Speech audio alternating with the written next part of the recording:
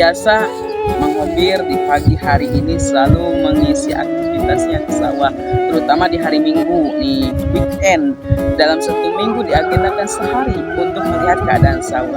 Kita bisa lihat sawah kali ini dalam keadaan kering karena sudah musim kemarau. Mudah-mudahan di akhir bulan September itu bisa hujan yang nantinya bisa menghidupkan sawah kembali. Semoga bermanfaat.